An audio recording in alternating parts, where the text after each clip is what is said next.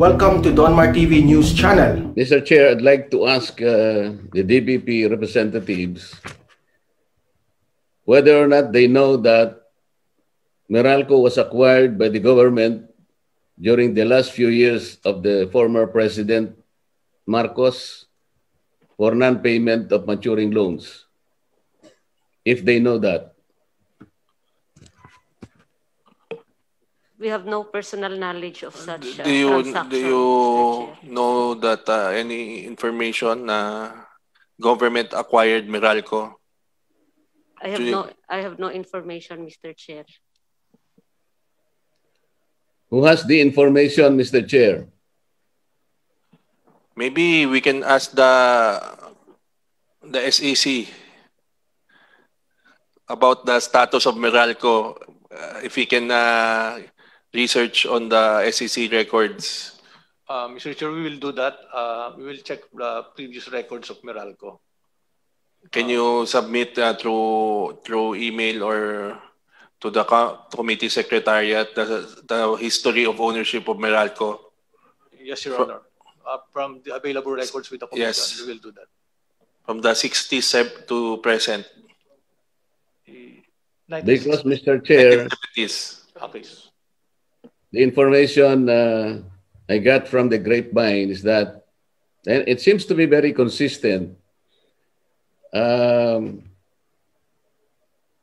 to the assumption of office of President Cory Aquino, Meralco was acquired by President Marcos' government because Meralco failed to pay its maturing obligations. The reason being that there was a devaluation in the 70s and it is a loan from the World Bank through the DBP granted to Meralco, and that is the reason why the government acquired this company. And upon Mrs. Aquino's assumption to power, Meralco was turned over to the Lopez Company on a silver platter. At that time, information points to the fact, Mr. Chair, that the Lopez Company has only about 5% equity in that company. Mr. Chair, before the operation of the SPV, I'd like to ask the DBP representative if it is fair enough to assume that these NPAs have been transferred to the Asset Privatization Trust. We're talking of, let's say, when you entered with financial ventures, there might be obligations like what we had established earlier this morning on questioning of Congressman Garbin.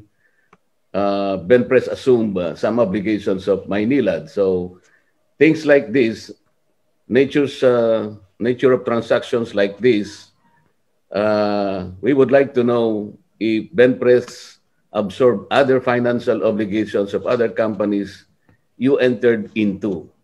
More specifically, whether or not these were entered prior to 1993. Are there cases like this, Mr. Tirona? None, not that I know of, Mr. Chairman. Yung sa financial obligations po natin, dahil sinabi kanina nung kasama ninyo that meron kayong mga financial ventures and we would like to know to what extent that these obligations have been secured. Kasi po kailangan nating malaman kung paano natin babayaran yung mga obligations that you entered into. Not only with BenPres itself, but also with those entered into with its affiliated companies. Paano po yung mga security aspects nito? Last hearing, I remember, Mr. Chair, that I asked if BenPres can submit yun pong mga contractual obligations so that we will be able to know from there ano-ano po yung interest rates, ano po yung mga collaterals na in-establish doon, because we will not be able to know this until and unless you provide us the terms of your contracts with the committee. Were you able to provide this? I know, Mr. Chair, that this is one of those I requested during the last hearing. Mr. Chair, to answer that directly, yes, we submitted the documents referred to or asked by the congressman. This was submitted last February 16 to the committee.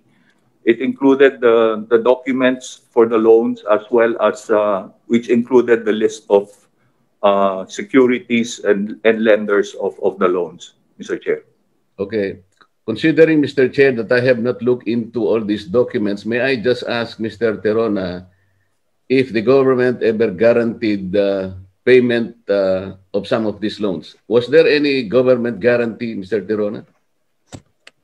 There was no government guarantee on any of these loans, Mr. Chairman.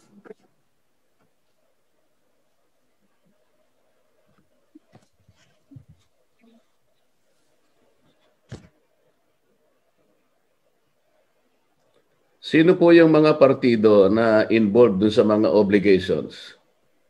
Para ma-establish po natin yung collateral and incidental contracts, including deeds of assignment kung meron po. Kung sa apat po na kumpanya na involved po, if we talk first of Maynilad, the actual contract, borrower is Maynilad Corporation or Maynilad Water Services Corporation, Incorporation itself, and that carried a suretyship of BenPres.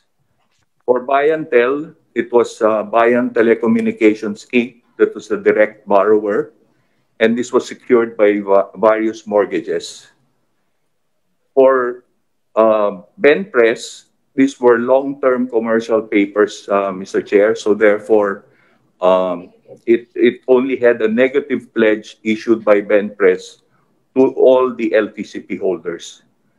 For the Sky Cable, I'm sorry, but I cannot give you the details as I was, my colleague is not with us right now, Mr. Ventosa, but from what I know, the Sky Cable was originally a home cable debt, which was secured by a mortgage also.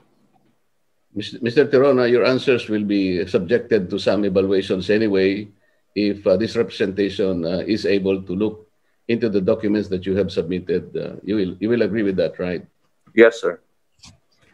Prior to the 1986 assumption into power of President Cory Aquino, were there any financial problems encountered by those obligations absorbed by BenPres? I'm assuming that even prior to 1993, when BenPres Holding is not yet incorporated, but it is a corporation, do you recall some financial extensions or absorptions given to any company affiliated with BenPres or Lopez Company that had encountered some problems? Mr. Chairman, I'm sorry, I cannot answer that because I was not connected with the Lopez Group at that time, and I have no knowledge of such. Do you have somebody in your company today, Mr. Terona, who will be in a position to at least recall some of... Attorney Quezon, do you have some input on this? Mr. Chairman, I also cannot answer that question since I joined the Lopez Holdings only in 1990. Mr. Aguilar?